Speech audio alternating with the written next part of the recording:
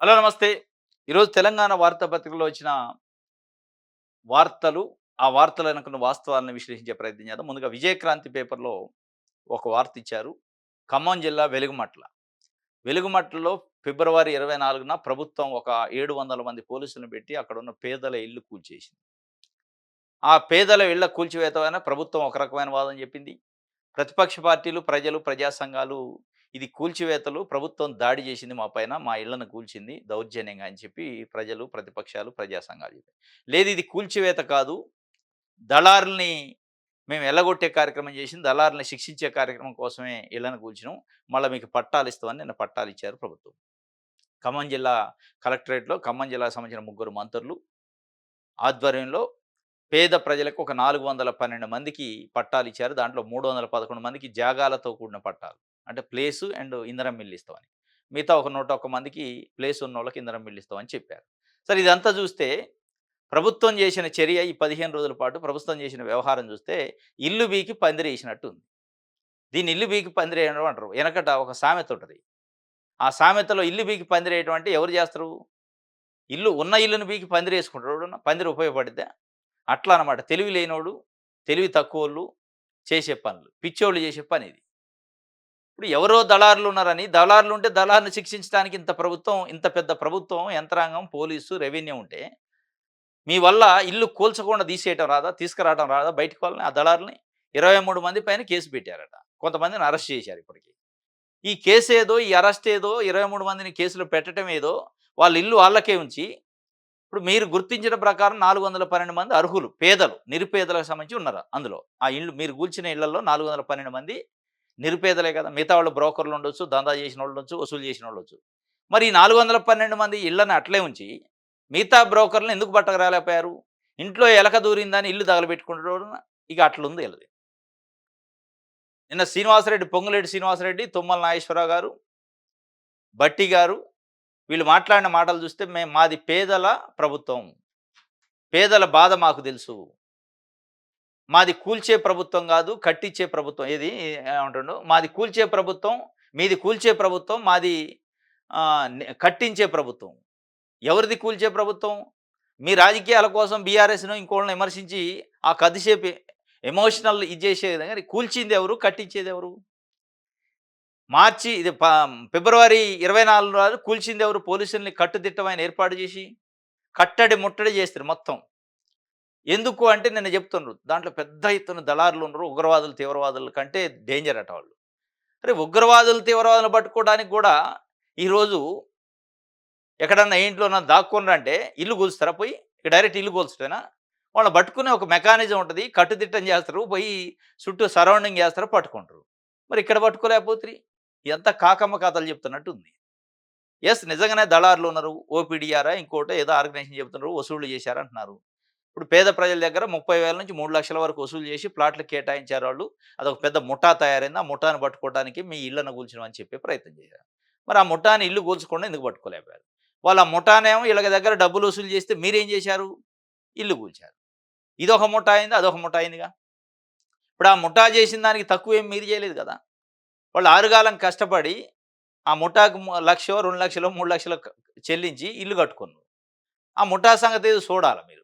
అది చూడకుండా మీరు ముఠాకు డబ్బులిచ్చారు కాబట్టి, మీ ముఠాను కూల్చడానికి మీ ఇల్లు కూడా కూల్చుతామంటివి.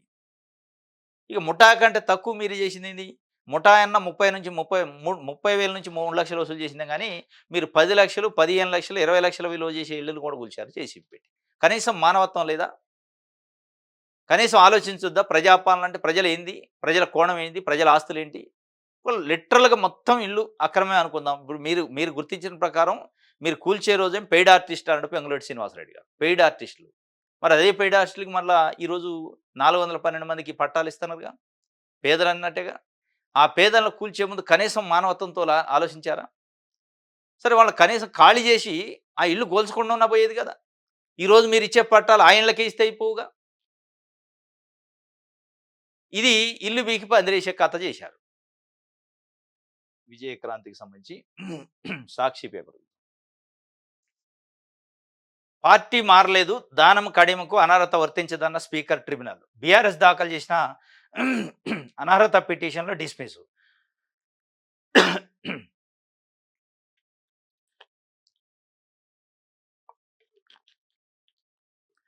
గతంలోనే 8 మందిపై అనర్హత పిటిషన్ల కొట్టివేత, స్పీకర్ నిర్ణయంపై బీఆర్ఎస్ అసంతృప్తి, తీర్పు కాపీ అందిన తర్వాత తదుపరి కార్యాచరణ ఉంటుందన్న కేటీఆర్. పార్టీ ఫిరాయింపుల్లో ప్రథమ ముద్దాయి రాహుల్ గాంధీ, ప్రజాస్వామ్యము రాజ్యాంగంపై బహిరంగ దాడి, అసెంబ్లీ స్పీకర్ను రాహుల్ వెనక ఉండి ఆడిస్తున్నారు. ఆయన అనుమతి లేకుండా స్పీకర్ సాహసం చేయలేడు. ఫిరాయింపులపై దానము కడియం వ్యాఖ్యలు హాస్యాస్పదమని కేటీఆర్ చెప్తున్నారు. పార్టీ మారలేదట దానం నాగేందర్, కడియం శ్రీహరి. వీళ్ళతో పాటు మిగతా 8 మంది ఎమ్మెల్యేలు కూడా. సరే, ఆ 8 మంది ఎమ్మెల్యేలు ఒక భాగం అయితే వీళ్ళిద్దరిది సికింద్రాబాద్ నుంచి కాంగ్రెస్ పార్టీ బీఫామ్ పైన ఎంపీగా పోటీ చేసిండు దానం నాగేందర్. వరంగల్ నుంచి కాంగ్రెస్ పార్టీ బీఫామ్ పైన కడియం శ్రీహరి కూతురు కడియం కావ్య గారు కంటెస్ట్ చేశారు. కాంగ్రెస్ పార్టీ ఇప్పుడు ఎంపీగా ఉన్నారు. ఆ ఎంపీగా ఉన్న కడియం కావ్య గారి పక్షాన కాంగ్రెస్ పార్టీకి ఓటేయండి, అస్తం గుర్తు కోటేసి నా బిడ్డను గెలిపించండి, కాంగ్రెస్ పార్టీ అభ్యర్థిని గెలిపించండి అని ప్రచారం చేసిండు కడియం శ్రీహరి. వీళ్ళిద్దరికి సంబంధించిన evidence as per election commission of India rules ప్రకారం అక్కడ ఉంది. ఇది కనిపించలేదట స్పీకర్ గారికి, అసెంబ్లీ స్పీకర్ గారికి. ఇది కనిపించలేదట కాంగ్రెస్ పార్టీకి. ఇది కనిపించలేదు వాళ్ళిద్దరికి, ఆ పార్టీ మారిన వాళ్ళకి. మేము పార్టీ ఎప్పుడు మారినాం అంటున్నారు. సింపుల్. 4 కోట్ల మంది తెలంగాణ ప్రజల చెవులో పూలు పెట్టాలని చూస్తాం. అసలు పార్టీ ఫిరాయింపుల చట్టం అసలు ఉందా లేదా, అసలు ఆ చట్టం పనికి వస్తుందా పనికి రావట్లేదని డౌట్ వస్తుంది ఇదంతా చూస్తుంటే. దేనికి ఆ చట్టం అంటే వీటన్నిటికంటే ఇప్పుడు జరగాల్సిన చర్చ, ఇప్పుడు చేయాల్సిన చర్య పార్లమెంట్లో పార్టీ ఫిరాయింపుల చట్టాన్ని సవరణ చేయాలి. ఇప్పుడు ఎందుకు అంటే, ఇప్పుడు కేటీఆర్ నిన్న బయటకు వచ్చి ఇది బ్లాక్ డే అన్నాడు. ఏది పార్టీ ఫిరాయింపులు జరగలేదని స్పీకర్ నిర్ణయించడం బ్లాక్ డే అయితే అని. ఇక కాంగ్రెస్ వాళ్ళు ఇది చాలా అద్భుతమైన రోజు అన్నారు. ఇదే కాంగ్రెస్ పార్టీ 10 సంవత్సరాల బీఆర్ఎస్ పరిపాలనలో వాళ్ళు బ్లాక్ డే అన్నారు. ఏది సబితా ఇంద్రారెడ్డికి మంత్రి పదవి ఇస్తే కాంగ్రెస్ పార్టీ నుంచి గెలిచి, తలసాని శ్రీనివాస్ యాదవ్ సైకిల్ గుర్తు పైన గెలిస్తే మంత్రి పదవి ఇస్తే వాళ్ళు ఆ రోజు కాంగ్రెస్ పార్టీకి బ్లాక్ డే కనపడది. కాంగ్రెస్ పార్టీ ఫిరాయించిన వ్యక్తుల పైన, ఎమ్మెల్యేల పైన రాళ్లతోని దాడి చేసి కొట్టాలన్నారు. వారికి ఆ రోజు అట్లా అంటే పార్టీ ఫిరాయింపులు ప్రజాస్వామ్యం వారికి ఆ రోజు అట్లా కనపడదు. ఈ రోజు ఇంకొక రకంగా కనపడదు. అదే బీఆర్ఎస్ పార్టీ ఫిరాయింపులు ప్రోత్సహించిన బీఆర్ఎస్కి ఈరోజు చీకటి రోజు అయింది, బ్లాక్ డే అయింది. కాబట్టి పార్టీలు, పార్టీ నాయకులు వాళ్ళు ఏ పాత్ర పోషిస్తున్నారో దాన్ని బట్టి ప్రజాస్వామ్యానికి అర్థాన్ని నిర్వచిస్తారు వాళ్ళు. ప్రతిపక్ష పార్టీ అయితే ఒక రకమైన ప్రజాస్వామ్యం అర్థం వస్తుంది వాళ్ళకి, అధికారంలో ఉంటే ఇంకొక ఇది వస్తుంది నిర్వచనం. కాబట్టి ఈ నిర్వచనాలు ఎవరికి వాళ్ళు ఇచ్చుకున్నట్టు ఉంది ఆ పార్టీ ఫిరాయింపుల చట్టం. కాబట్టి దాన్ని పూర్తిగా మార్చేయాలి. అది మార్చితే తప్ప ఈ పార్టీ ఫిరాయింపులు, ఈ కేసులు ఇదంతా టైం వేస్ట్ ముచ్చట అనమాట. డైరెక్ట్‌గా పార్టీ ఫిరాయించిండంటే పార్టీ ఫిరాయింపులు ఆ చర్యలు తీసుకునే అధికారం స్పీకర్‌కి లేకుండా కోర్టులకి ఇయ్యాలి అవసరమైతే. ప్రజలకి ఇయ్యాలి. ప్రజలే చర్య తీసుకునే అధికారం ఇస్తే అప్పుడు అసలు విషయాలు బయటకొస్తాయి. రీకాల్ చేసే అవకాశం ఇవ్వాలి. ఇది ఇవ్వకుండా స్పీకర్ చేతిలో పెట్టి మళ్ళా స్పీకర్ కాంగ్రెస్ పార్టీ నాయకులు అంటే కాంగ్రెస్ పార్టీ ఎమ్మెల్యేలు ఎన్నుకున్న స్పీకర్ ఏముంటాడుగా. పార్టీ కాంగ్రెస్ కాకపోతే స్పీకర్ అయిన తర్వాత రిజైన్ చేస్తారు. అది వేరే విషయం. కానీ ఎవరు ఎన్నుకుంటారు? అధికార పార్టీకి సంబంధించిన ఎమ్మెల్యేలే ఎన్నుకుంటారు. ఎవరి కనుసన్నలో పనిచేస్తారు? అంటే ఇక్కడ స్పీకరు వ్యక్తి కాదు, ఒక వ్యవస్థ. ఇక ఆయనకు ఆ చట్టం అట్లుంది కాబట్టి చట్టం ప్రకారం పనిచేస్తారు. అసలు చట్టంలో లోపం ఉంది. చట్టం ప్రకారం స్పీకర్ చేతిలో పూర్తిగా పెట్టడం అనేదే అది పెద్ద డిఫెక్ట్. ఆ చట్టాన్ని మారిస్తే తప్ప ఈ పార్టీ ఫిరాయింపులు ఆగు. పార్టీ ఫిరాయింపుల పైన ఈ బ్లాక్ డేలు, చీకటి రోజులు, ప్రజాస్వామ్యం పరడ వెళ్ళింది అని ఒక పార్టీ బ్లాక్ డే అని ఇంకో పార్టీ ఇదంతా మనం మాట్లాడుతున్నాం. కేటీఆర్ నిన్న బ్లాక్ డే అంటాడు. ఆ రోజు మరి ఇప్పుడు కాంగ్రెస్ పార్టీ నుంచి గెలిచిన ఎమ్మెల్యేలు మొత్తం తీసుకొని అసలు కాంగ్రెస్ పార్టీకి ప్రతిపక్ష హోదా లేకుండా చేసి, ఆ రోజు మీరు చేసిన ఘనకార్యం అదే. ఈరోజు వీరు చేస్తున్న ఘనకార్యం అది. ఇద్దరిద్దరే, ఎవరికి ఎవరు తేడా లేదు. కేంద్రంలో అధికారంలో ఉన్న బీజేపీ అదే పరిస్థితి. వాళ్ళు చేసేది వాళ్ళు. అంటే అధికారం ఉన్నప్పుడు ఒక రకంగా, అధికారం లేనప్పుడు ఒక రకంగా గాని ఎవరికీ పార్టీ ఫిరాయింపుల పైన గాని, ఆ చట్టం పైన గాని గౌరవం లేదు. ఉంటే ఈ పరిస్థితి రాదు. ఎవరు చీకటి రోజులు మనం నమ్మాల్సిన అవసరం లే. ఎవరు ప్రజాస్వామ్య వ్యాఖ్యల గురించి నమ్మాల్సిన అవసరం లే. అల్టిమేట్‌గా ఏందంటే చట్టంలో బలం లేదు. ఇది పార్టీ మారలేదు అట వాళ్ళు. స్వీట్లు పంచుకుంటుండు నిన్న దానం నాగేందర్ గారు. ఏదో గెలిచినట్టు. ఏముంది అందులో? ఇది ముందే ఫిక్స్ అయిందా? మీకు ముఖ్యమంత్రి హామీ ఇచ్చిండా? స్పీకరు నుంచి ఇట్లా వస్తదని ఎవరు ఇచ్చారో తెలవదు గానీ మీకు ముందే ఫిక్స్ అయిపోయా. నేను గెలవలేదు. నేను పార్టీ బీఫామ్ పైన గెలిచిన. లేదా బీఆర్ఎస్‌కి రాజీనామా చేయాలా, కాంగ్రెస్ పార్టీ సభ్యత్వం తీసుకోవాలని రకరకాల కుంటి సాకులు చెప్తాను. సరే, ఎన్నైనా చెప్పొచ్చు, పార్టీ ఫిరాయింపుల చట్టం నుంచి తప్పించుకోవచ్చు. కానీ ప్రజల నుంచి తప్పించుకోలేరు. ప్రజల మనసులో ఉంటది మీరేం చేశారనేది. ఇది ఒక వార్త సాక్షికి సంబంధించి.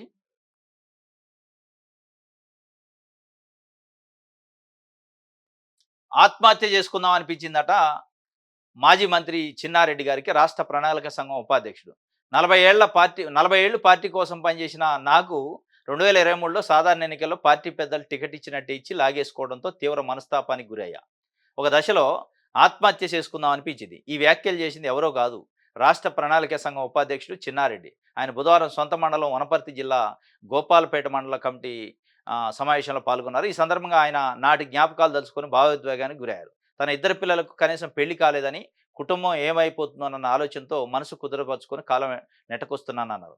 బీఫామ్ ఇచ్చి వెనక్కి తీసుకోవడం కన్నా అవమానం ఇంకేముంటుంది, ఇంకేమీ ఉండదన్నారు. మనిషికి ఆత్మగౌరవాన్ని మించిన గొప్పది ఇంకోటి లేదన్నారు.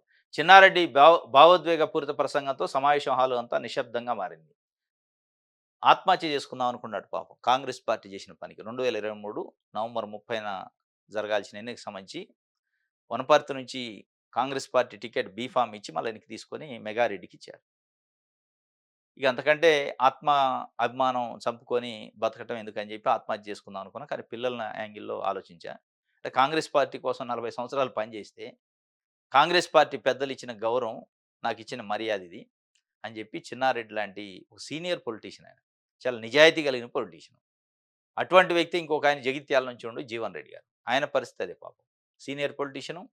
అసలు కాంగ్రెస్ పార్టీ పరిస్థితి ఏందంటే, అసలు కాంగ్రెస్ పార్టీ జెండా మోసినోళ్ళు ఎక్కడ పోయారు?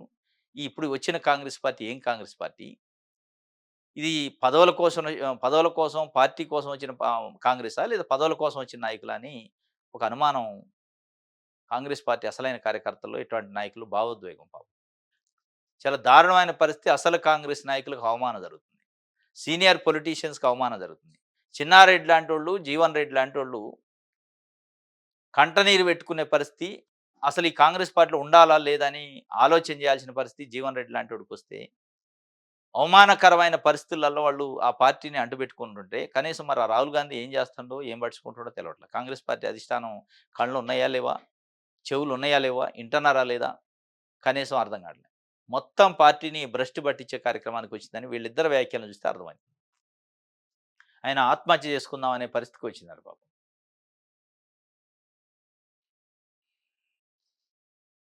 రైట్. ఇది సాక్షికి సంబంధించి. ఆంధ్రజ్యోతి.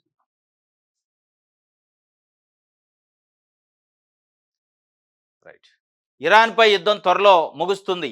ఆ దేశంలో టార్గెట్ చేయడానికి ఇక ఏమీ లేదు. 6 వారాలకు అనుకుంటే 2 వారాల్లోపే సాధించాం. ఇక మిగిలింది 10 గంటల్లో ముగించగలము. నేను ఎప్పుడు అనుకుంటే అప్పుడు యుద్ధం ఆగిపోతుందని అమెరికా అధ్యక్షుడు డొనాల్డ్ ట్రంప్ నిన్న ఒక ప్రకటన చేసిండు. ఇరాన్‌పై యుద్ధం త్వరలో ముగుస్తుందట. నీ కడుపు సల్లగుండా తొందరగా గానీరా అంటుంది ప్రభుత్వం. నువ్వు తొందరగా ముగించరా నాయనా, చిగురుటాకు లెక్క వణికిపోతుంది ప్రపంచంలో చాలా దేశాలు. దట్టు భారతదేశం కూడా వణికిపోయే పరిస్థితికొచ్చింది. ఈరోజు గ్యాస్ గానీ, క్రూడ్ ఆయిల్ గానీ, ఎగుమతులు, దిగుమతులకు సంబంధించి గానీ, మొత్తం ఆర్థిక వ్యవస్థ కుప్పగూలే పరిస్థితొచ్చింది ప్రపంచానికి సంబంధించి భారతదేశంతో సహా. ఇరాన్ యుద్ధం చూస్తే, ఇరాన్ పైన జరుగుతున్న దాడి, అమెరికా పైన, ఇజ్రాయెల్ పైన చేస్తున్న దాడి, గల్ఫ్ దేశాల పైన చేస్తున్న దాడి, అక్కడ లేస్తున్న అగ్నికిలలు, బీ బీభత్సమైన దాడులు, అవి చూస్తుంటే అసలు ఎటెళ్తుంది ప్రపంచం? ఇట్లాంటి యుద్ధాలు జరిగినప్పుడు కంట్రోల్ చేయాల్సిన ఐక్యరాజ్య సమితి భద్రతా మండలి అని ఒకటుంటది. ఎటు పోయింది భద్రతా మండలి? ఎక్కడ పోయింది ఐక్యరాజ్య సమితి? ఐక్యరాజ్య సమితికి ఒక సెక్రటరీ, ఆ సెక్రటరీ ప్రపంచ దేశాలను కంట్రోల్ చేసే పరిస్థితి ఉంటది. అసలు అమెరికా ఉందా ఐక్యరాజ్య సమితి సెక్రటరీ? అమెరికా డొనాల్డ్ ట్రంపా సెక్రటరీ? దానికి ఒక సెక్రటరీ ఉందా అనే అనుమానం వస్తుంది. సైలెంట్. ఐక్యరాజ్య సమితి ఉండదు, భద్రతా మండలి ఉండదు. ఎప్పుడు? అమెరికా దాడి చేస్తే, అమెరికా యుద్ధం చేస్తే. అదే అమెరికా కాకుండా వేరే దేశాలు ఏదైనా ఇష్యూ వస్తే ఎమ్మటే వస్తది అప్పుడు ఐక్యరాజ్య సమితి. అంటే ఎవరి కనుసన్నలో పనిచేస్తుంది ఐక్యరాజ్య సమితి అనే అనుమానం అయితే తప్పనిసరిగా ప్రపంచం ముందు ఉంది.